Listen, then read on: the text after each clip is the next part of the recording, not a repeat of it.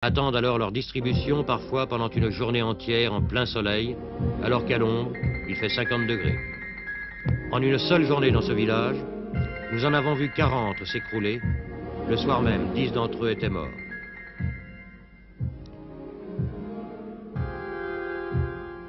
Le Sahel, berceau de tout un peuple de nomades, où déjà il était difficile de survivre, devient rapidement un désert invivable, alors qu'il pourrait être transformé en un véritable jardin.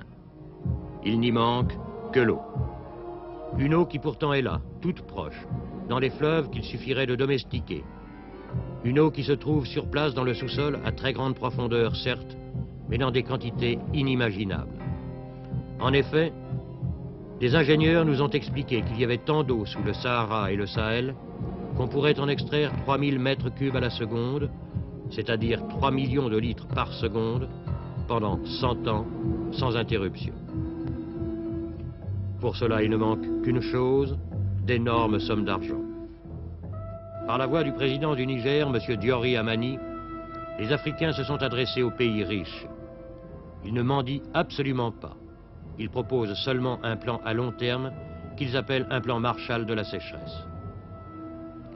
Une sorte de contrat qui pourrait permettre à des millions d'Africains de vivre sur leurs terres, mais aussi un pari sur l'avenir. Faut-il, pour faire accepter ce pari, faire comprendre qu'en dehors de son aspect humanitaire, il pourrait un jour se transformer en une opération rentable pour tout le monde.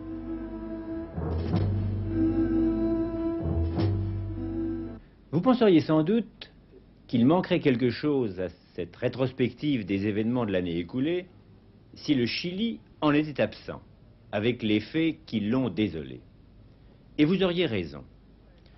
Pourtant, le Chili n'est pas le seul pays qui ait vu un coup d'État militaire se produire cette année. La Grèce, près de nous, et bien d'autres pays sur d'autres continents. Et même la dictature militaire est sans doute aujourd'hui la forme de régime la plus répandue à la surface du globe. Si les événements du Chili ont néanmoins provoqué dans l'opinion mondiale une émotion plus grande qu'ailleurs, c'est probablement parce qu'il s'agissait d'un pays où la démocratie était depuis longtemps enracinée.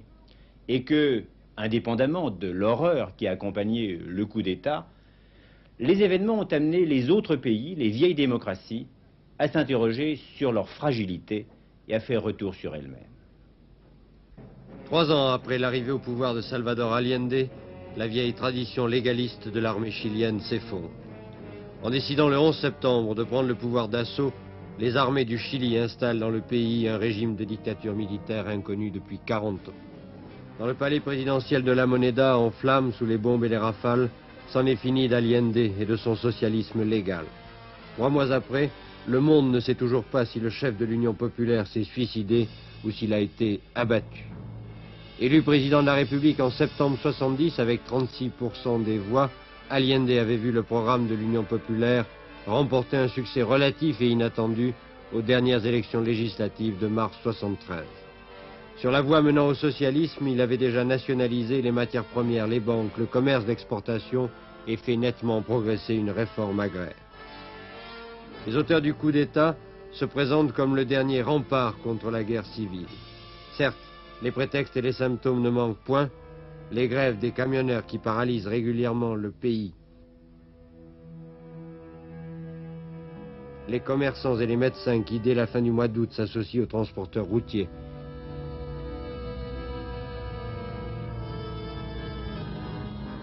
la mauvaise gestion économique du gouvernement Allende, l'inflation qui atteint des taux exorbitants, une réforme agraire mal adaptée, mal supportée qui entraîne une chute importante de la production, d'où des difficultés d'approvisionnement dans les magasins qui ne cessent de croître, les heurts de plus en plus violents entre les extrémistes de gauche et de droite, l'instabilité politique, enfin 22 remaniements ministériels en 33 mois, et même en juin dernier, une tentative avortée de coup d'État. Celui de septembre, lui, réussit.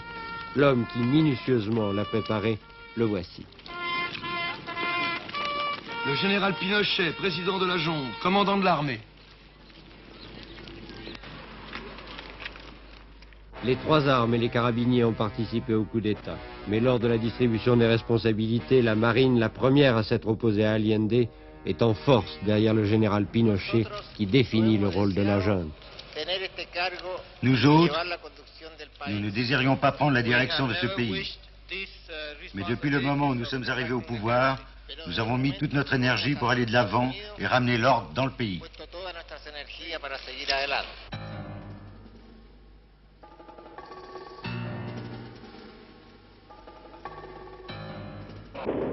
De fait, l'ordre va régner. La répression est immédiate, sévère, sanglante. Arrestations, perquisitions, fouilles systématiques, tortures. Les partisans du gouvernement Allende sont traqués. Très vite, il apparaît que les morts sont nombreux. Et dans toutes les démocraties libérales du monde, l'affaire du Chili émeut.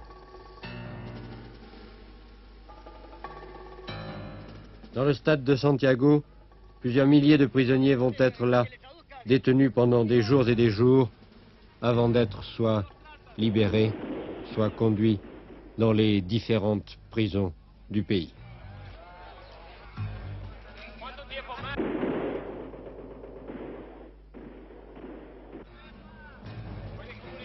Pouvez-vous communiquer avec vos familles? Non. Les grévistes d'hier reprennent le travail.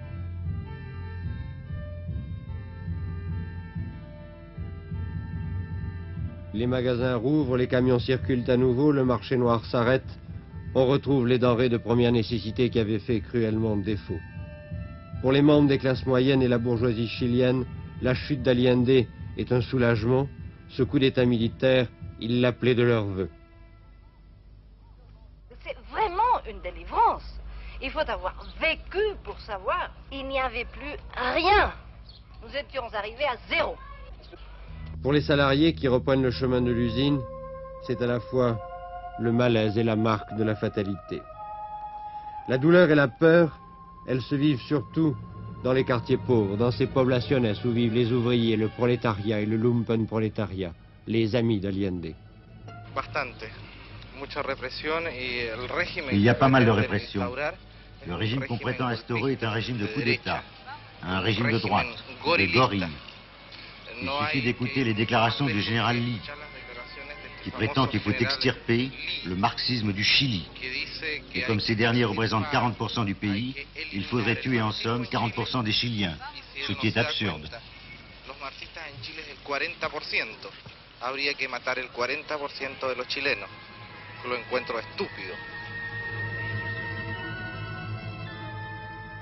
C'est entre des militaires en armes que le poète Pablo Neruda, prix Nobel de littérature, ancien ambassadeur du Chili en France, est conduit dans sa dernière demeure. Il est mort d'un cancer 15 jours après le putsch.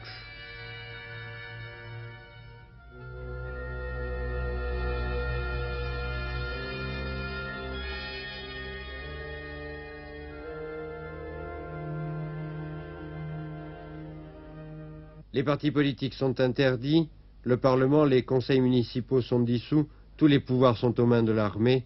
La junte affirme que cette dictature militaire n'est que provisoire.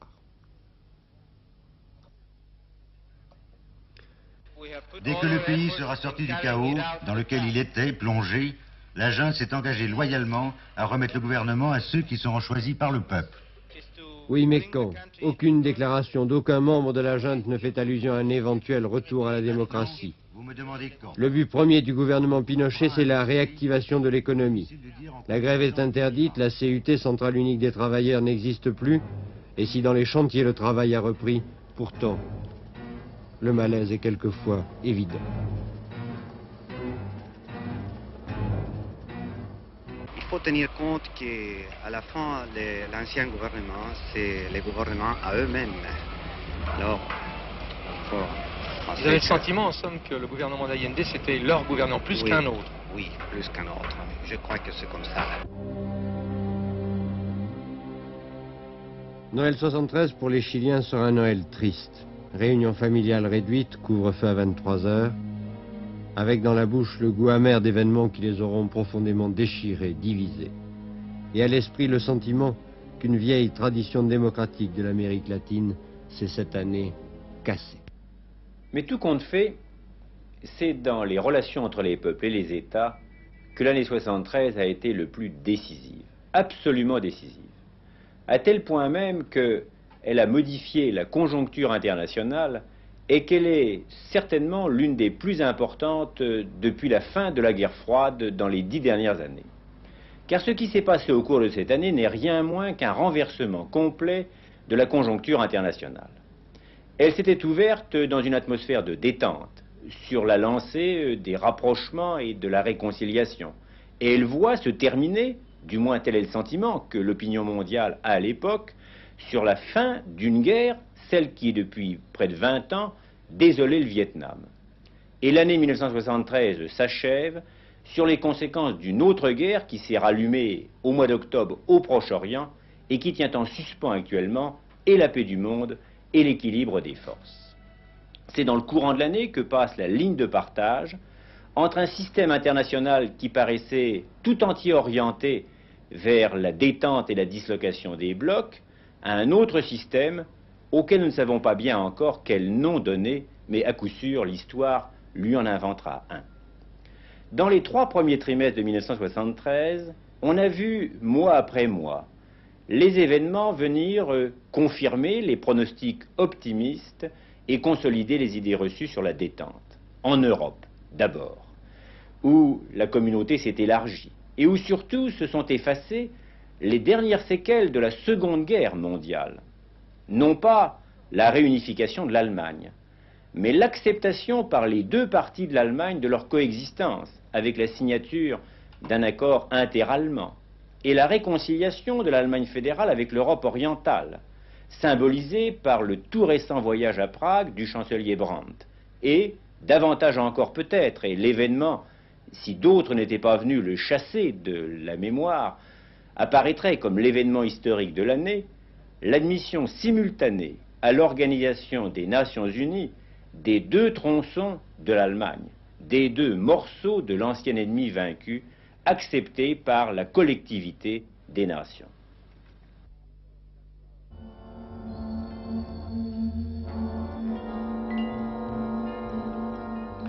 À Helsinki s'ouvre une conférence qui, pour la première fois depuis que l'Europe est divisée en 2 blocs, réunit tous les États jusque-là séparés. Cette conférence a pour objet de travailler au rapprochement, de consolider la détente, d'établir la sécurité.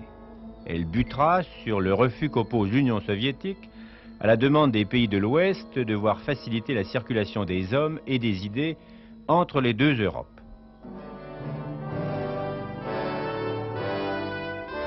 Autre fait d'importance majeure, l'élargissement de la petite Europe. 3 nouveaux États font leur entrée dans la communauté après 10 années de tergiversations et de pourparlers difficiles.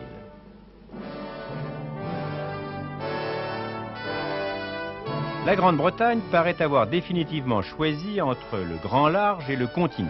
La voici solidement amarrée à l'Europe, à qui elle apporte la contribution de ses traditions politiques, de son industrie, de son expérience commerciale et bancaire.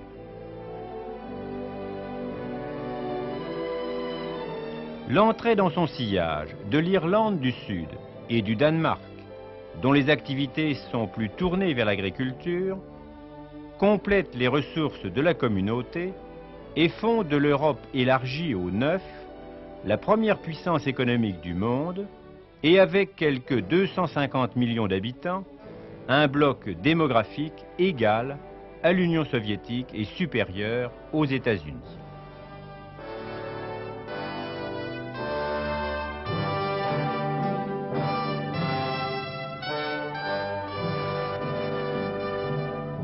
Si la suite n'avait pas apporté d'autres événements, l'année 73 serait restée du point de vue des relations internationales comme celle qui a mis fin à la guerre du Vietnam. Pour plus d'une raison. Cette guerre avait duré 2 décennies. Mais surtout, c'est la dernière des guerres de décolonisation. Avec la signature du cessez-le-feu, c'en est fini des conflits provoqués par la volonté d'indépendance nationale des anciennes colonies.